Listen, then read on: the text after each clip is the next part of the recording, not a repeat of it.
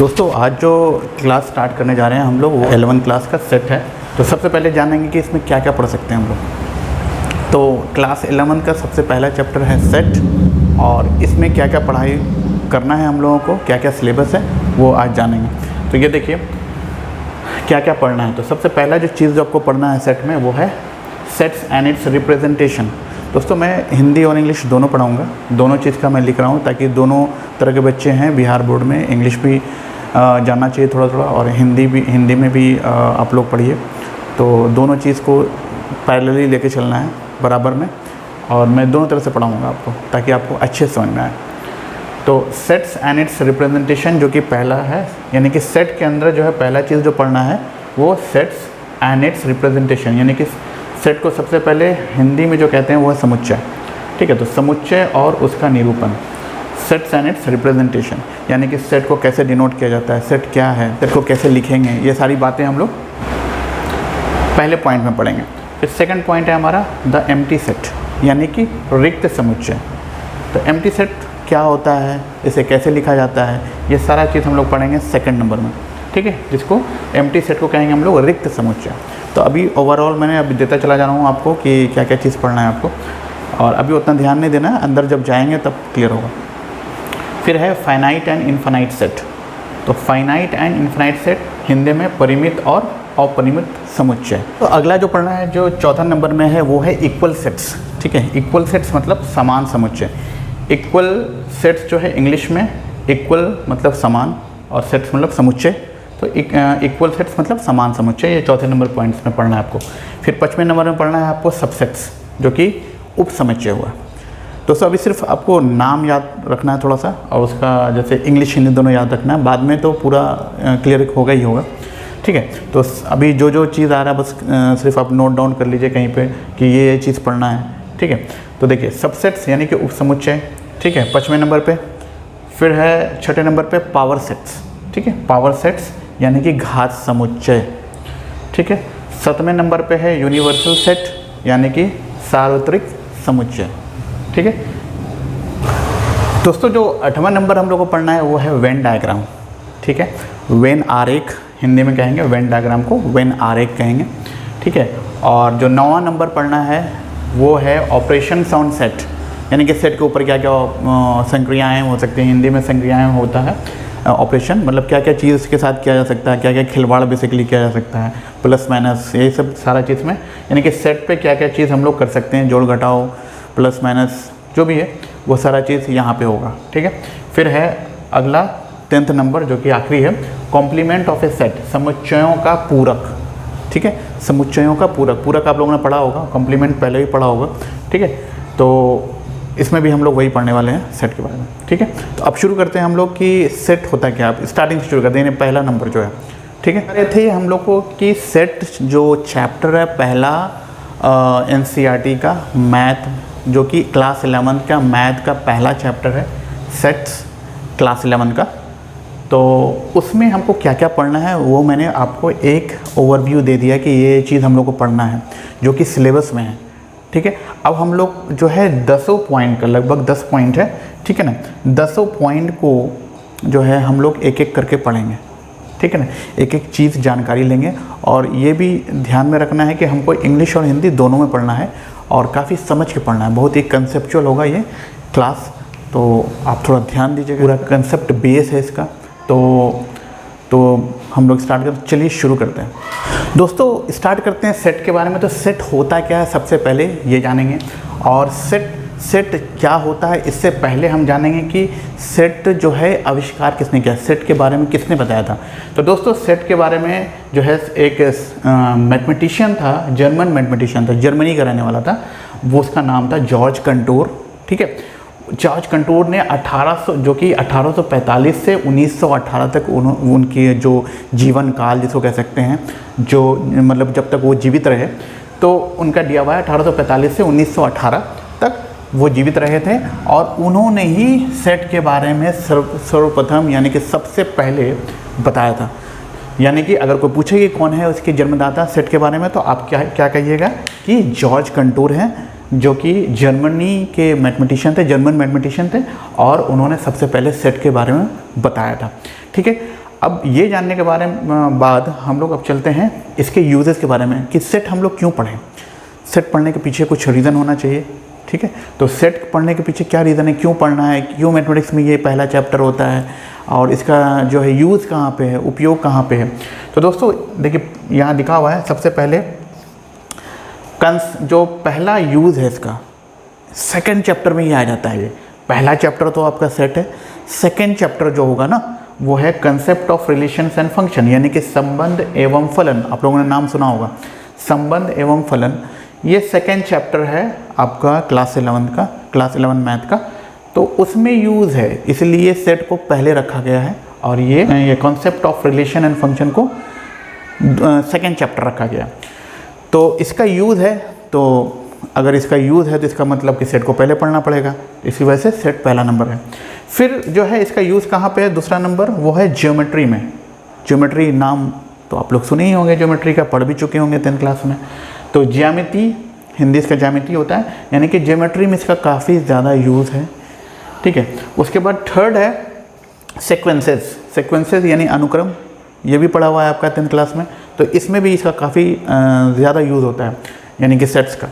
फिर जो fourth number है वो है प्रोबेबिलिटी यानी कि प्रायिकता, ये भी आप लोग लास्ट चैप्टर में पढ़े होंगे 10th में, तो ये इसका भी बहुत ज़्यादा उपयोग है, इसमें भी बहुत ज़्यादा उपयोग होता है सेट्स का। तो सेट्स हम लोग को पढ़ना ही पढ़ना, इसी वजह से फर्स्ट चैप्टर है क्लास 11th में सेट्स है। दोस्तों इन सभी चीज़ों के बाद जो है आता है कि क्वेश्चन सबसे बड़ा जो अराइज होता है वो है व्हाट इज सेट्स, सेट होता क्या है, आखिर सेट हम किसको कहेंगे, मैथ में सेट का मतलब क्या होता है। तो व्हाट इज सेट क्वेश्चन है, हिंदी में समुच्चय किसे कहते हैं, ठीक है दोस्तों। अब यहाँ देखिए आंसर, अब सेट के बारे में परिभाषा देखिए, set is a well defined collection of objects, set is a well defined collection of objects. Hindi में देखते हैं वस्तुओं के सुपरिभाषित संग्रह को हम समुच्चय कहते हैं। दोस्तों अब यहाँ पर 2-3 चीज़ है। पहला चीज़ है कि सेट तो हो गया समुच्चय, वेल डिफाइंड का मतलब क्या हुआ, वेल डिफाइंड का मतलब ये होता है कि अच्छे तरीके से डिफाइन किया गया, यानी कि परिभाषित किया गया, अच्छी तरीके से परिभाषित किया गया, ठीक है। तो सुपरिभाषित संग्रह, अब यहाँ पर संग्रह जानते हैं कलेक्शन होता है, कलेक्शन किसी भी चीज़ का कलेक्शन, ग्रुप, ठीक है। ग्रुप बहुत सारे अगर उसमें वस्तुएं हैं तो उसका ग्रुप होना चाहिए, तो उसी को क्या कहेंगे हम लोग, संग्रह कहेंगे। तो वस्तुओं के सुपरिभाषित संग्रह को हम क्या कहते हैं, समुच्चय कहते हैं। यानी कि एक ऐसा संग्रह, एक ऐसा ग्रुप जो कि जिसमें जितने भी एलिमेंट्स हों, एलिमेंट्स वगैरह मैं बताऊंगा आगे क्या होता है, तो जितने भी उसमें ऑब्जेक्ट्स हैं, ऑब्जेक्ट एलिमेंट कहें या जो भी कहें सब एक ही है, तो जितने भी ऑब्जेक्ट है वो सब वेल डिफाइंड है, ठीक है ना, वेल डिफाइंड है, सुपरिभाषित है। अब सुपरिभाषित में मेन जो अटक जाता है, आदमी लोगों को क्लियर नहीं होता है, बच्चों लोगों को, तो मैं आपको क्लियर करवाता हूँ यहाँ पे कि वेल डिफाइंड का मतलब क्या हुआ। वेल डिफाइंड का मतलब एक चीज़ तो क्लियर है कि वो सुपरिभाषित है, यानी कि पहले से परिभाषित है, क्लियर है, कॉन्सेप्ट उसका क्लियर है कि क्या होगा, ठीक है, क्या होगा उसमें, क्या नहीं होगा, कौन कौन ऑब्जेक्ट उसमें रहेंगे, कौन कौन ऑब्जेक्ट उसमें नहीं रहेंगे, ये चीज़ इसमें है, ठीक है। अब देखिए दोस्तों यहाँ पर सुपरिभाषित यानी कि वेल डिफाइंड का मतलब ये है कि जो भी ऑब्जेक्ट है वो पर्सन टू पर्सन चेंज नहीं करेगा। यानी कि अगर हम एक सेट लिख रहे हैं, तो अगर हम उस सेट के बारे में कुछ लिख रहे हैं या उसके एलिमेंट्स को डिफ़ाइन कर रहे हैं, कोई और आदमी उसको डिफ़ाइन कर रहा है, तो वो दोनों में अंतर नहीं होना चाहिए, ठीक है। जैसे कि मैंने कहा कि देखिए यहाँ पर लिखा हुआ है, यहाँ पर साफ साफ लिखा हुआ है objects do not change from person to person. यानी कि जो सेट के अंदर अवयव होंगे, ऑब्जेक्ट्स होंगे, एलिमेंट होंगे, वो जो है चेंज नहीं होगा। यानी कि पर्सन टू पर्सन, एक पर्सन अगर एक जो आदमी है वो जो सेट लिखा उसमें जो अवयव की संख्या है वही कोई दूसरा आदमी लिखेगा उसी सेट के बारे में, तो अवयव चेंज नहीं होगा, एलिमेंट चेंज नहीं होगा। तो इस अगर चेंज नहीं होता है तो उसको कहेंगे कि वो सेट है, अगर चेंज हो जाता है तो सेट नहीं है। अभी एग्जांपल देके समझाएंगे तब आपको क्लियर होगा। तो मैं जो है बताने वाला हूँ आपको वेल डिफाइंड का मतलब, आप लोग क्लियर करवाना है कॉन्सेप्ट कि वेल डिफाइंड का मतलब क्या होता है। तो वेल डिफाइंड जो सेट में यूज़ किया गया है तो उसी के मुताबिक मैं बताने वाला हूँ आपको। देखिए वेल डिफाइंड सुपरिभाषित होता है, ये तो समझ में आ गया, ठीक है। और ये भी समझ में आएगा कि objects do not change from person to person, यानी कि जैसे जैसे आदमी मतलब कि एक आदमी से दूसरे आदमी पर जाएंगे तो जो सेट होगा वो सेट की जो अवयवों की संख्या है यानी कि एलिमेंट की संख्या है वो चेंज नहीं होनी चाहिए। ठीक है, अब जैसे कि एग्जांपल लेते हैं कि कौन सेट है, क्या सेट के बारे में क्या कर, मतलब कि सेट में जो मेन कॉन्सेप्ट है वो क्या है। तो जैसे कि एक सोनू है, सोनू एक नए ज़माने का लड़का है, ठीक है। अब उससे पूछा गया कि 3 जो है बॉलीवुड के बेस्ट एक्टर का नाम बताएं, मतलब एक कलेक्शन बनाना है, एक ग्रुप बनाना है जिसमें उससे पूछा गया कि 3 जो बेस्ट बॉलीवुड के एक्टर हैं उसका नाम बताओ। तो सोनू नए ज़माने का लड़का था, नए नए पिक्चर देखता था, तो वो उसने क्या बताया कि सलमान खान उसका जो उसके लिए जो फेवरेट है, फेवरेट या बेस्ट एक्टर कहें, सलमान खान, SRK, शाहरुख खान और आमिर खान, ये 3 सोनू के लिए बेस्ट एक्टर, ठीक है ना, उसके हिसाब से। लेकिन मोनू थोड़ा सा पुराने ज़माने का लड़का है, वो जो है पुरानी फिल्में देखता है, उसको पुरानी फिल्में पसंद है। तो उससे पूछा गया कि 3 बेस्ट एक्टर बॉलीवुड के कौन कौन हैं। तो उन्होंने कहा कि भाई दिलीप कुमार है, फिर अमिताभ बच्चन है और ये संजय दत्त है। तो ये 3 जो है मोनू ने बताया और 3 जो है सोनू ने बताया। दोनों जो बताया वो 3 बेस्ट एक्टर का नाम बताया, लेकिन जो है दोनों ने अपने अपने हिसाब से बताया। तो ये पर्सन टू पर्सन यानी कि आदमी से आदमी जैसे चेंज हुआ, वैसे जो इसका जो ग्रुप है, इसमें जो सेट है, जो इसमें एलिमेंट्स है, ये सब एलिमेंट्स कहलाए, सलमान खान, शाहरुख खान, ये एलिमेंट्स हैं।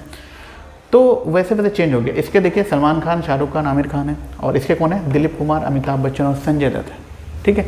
तो ये दोनों ग्रुप बना। अब ये दोनों ग्रुप जो है, क्या आपको लगता है कि ये सेट हो सकता है? नहीं, क्योंकि जैसे एक आदमी से दूसरे आदमी पे जा रहे हैं और उससे राय मांग रहे हैं, तो वो चेंज हो जाता है। यहाँ पर देखिए चेंज हो जाता है। तो इस तरीके को मतलब इस तरीके का जो क्वेश्चन होगा वो सेट नहीं होगा, ठीक है ना। तो ये में हमारा सेट नहीं होगा। तो जहाँ भी लगे कि 3 बेस्ट एक्टर, ठीक है, जहाँ पर जो है अपना रुझान देना हो या जो भी चेंज होता चला जाता हो, तो वो मेरा सेट नहीं कहलाएगा, ठीक है। तो this is not a set. अब सेट कहाँ पर होगा, कैसे होगा, वो बताता हूँ। दोस्तों अभी तो मैंने बताया कि जिस तरह से सोनू और मोनू, जैसे सोनू मोनू हुआ, यहाँ पर जो है जो एलिमेंट्स की संख्या है वो चेंज हो गया। अब यही चीज़ हम दूसरे चीज़ पे लेते हैं। अब वो चीज़ क्या है, वोवेल्स इन इंग्लिश अल्फ़ाबेट, यानी कि इंग्लिश की जो अल्फ़ाबेट है ABCD, उसमें जो वोवेल्स होते हैं, तो उसके बारे में एक सेट बनाना, ठीक है। अब यही चीज़ को लेके हम चले गए सोनू के पास कि भाई ऐसे ऐसा सेट बनाना है, तो तुम सेट बनाओ। तो उसने बोला कि हाँ, वोवेल्स जो होता है इंग्लिश अल्फ़ाबेट में वो 5 होते हैं, AEIOU, ठीक है ना। तो ये सोनू ने बताया, ठीक है। फिर यही चीज़ हम लेके चले गए मोनू के पास। मोनू के पास जाकर पूछ रहे हैं कि भाई आपको भी एक सेट बनाना है जिसमें कि वोवेल्स हो, ठीक है, इंग्लिश अल्फ़ाबेट का वोवेल्स है। तो उसने बनाया AEIOU। आपको लगता है कि दोनों सेम है? जी हाँ, सेम है। और ये भी समझ लीजिए कि सोनू मोनू क्या है, पूरे दुनिया में जिसके पास भी जाइएगा वो यही सेट बनाएगा। तो इसको कहते हैं सेट, जो कि आदमी जैसे जैसे आदमी चेंज हो तो वो अपना एलिमेंट चेंज ना करे, ठीक है ना। तो इसको हम क्या कहेंगे, सेट। क्लियर हो रहा ना। तो इसका मतलब कि अगर जैसे जैसे आदमी चेंज होगा, अगर सेट चेंज हो गया, ठीक है, ग्रुप चेंज हो गया, तो वो सेट नहीं है। और अगर आपका जिस जैसे आदमी चेंज होता चला जा रहा है और सेट मेरा सेम रह रहा है, यानी कि ग्रुप मेरा सेम रह रहा है, ग्रुप की जो मतलब जो उसमें जो एलिमेंट्स है वो सेम रह रहे हैं, तो उसको कहेंगे सेट है। तो सेट क्या कहलाता है, इसी को कहते हैं वेल डिफाइन, यानी कि कोई भी चीज़ को अच्छे से डिफाइन किया गया है। कि अगर डिफाइन कर रहे हैं कोई चीज़ को, सेट में एलिमेंट्स डिफाइन कर रहे हैं, तो वो हर आदमी के लिए एक ही होगा, ठीक है ना। ऐसा नहीं कि कुछ भी चेंज होता चला जा रहा है, ऐसा नहीं। जब एक बार अगर सेट के बारे में लिख दिया गया तो वो चेंज नहीं होना चाहिए, इसी को कहते हैं वेल डिफाइंड। तो सेट इज़ ए, तो फाइनली क्या है हम लोगों ने सीखा कि set is a well defined collection of objects, ठीक है ना। तो set is a well defined collection of object. तो हिंदी में कहेंगे कि वस्तुओं के सुपरिभाषित संग्रह को समुच्चय कहते हैं। वस्तुओं के सुपरिभाषित संग्रह को हम लोग समुच्चय कहते हैं, ठीक है। अब सेट, ये तो क्लियर हो गया कि सेट होता है। एक और एग्जांपल लेंगे, आपको समझाने की कोशिश करेंगे।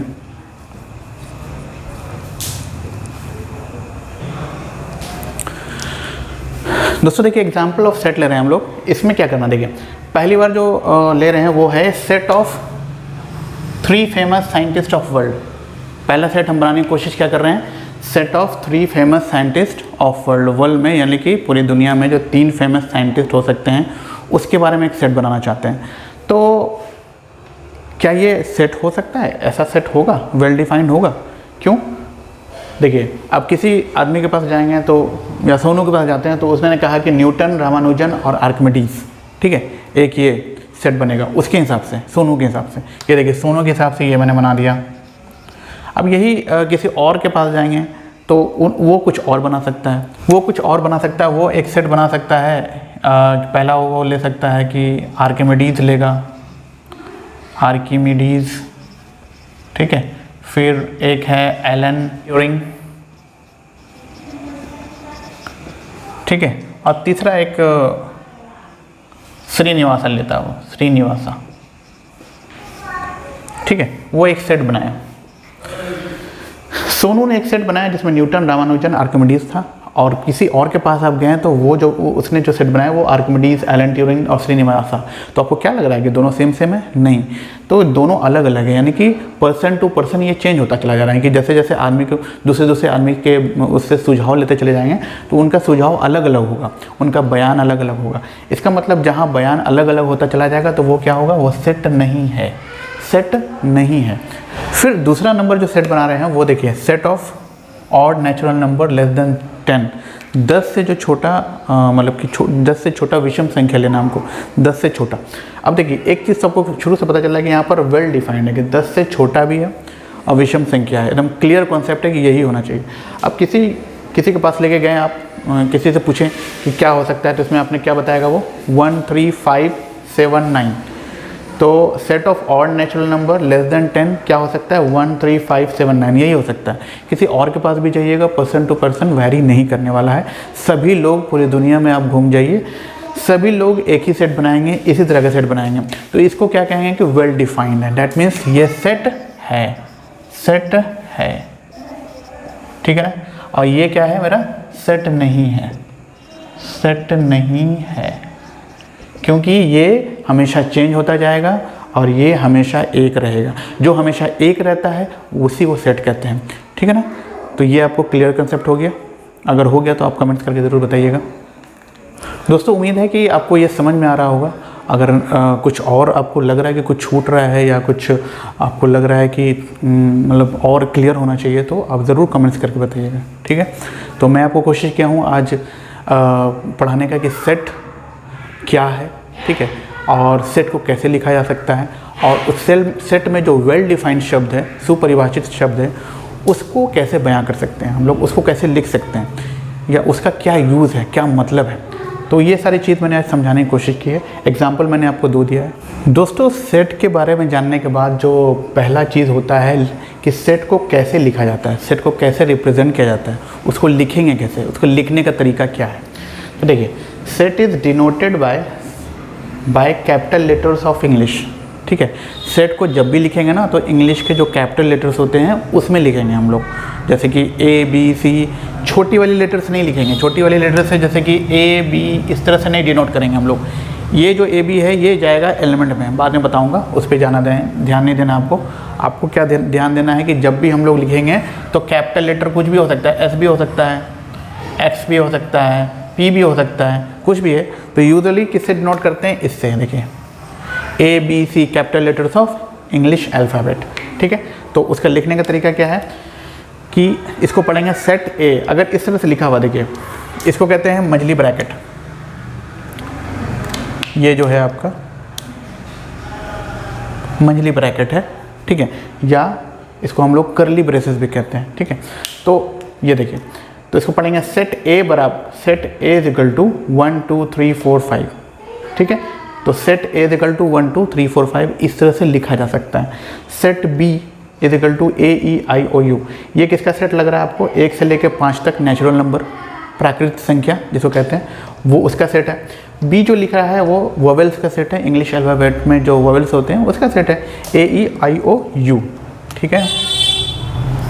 फिर जो है X लिख रहे हैं, एक ऐसा सेट है जो कि विषम संख्याओं का सेट है, ठीक है। तो विषम संख्या जो है 7 तक जो जा रहा है, ठीक है। तो इसमें देखिए 1 3 5 7, 1 3 5 7, ये विषम संख्या है, ठीक है, उनका सेट बनाया मैंने।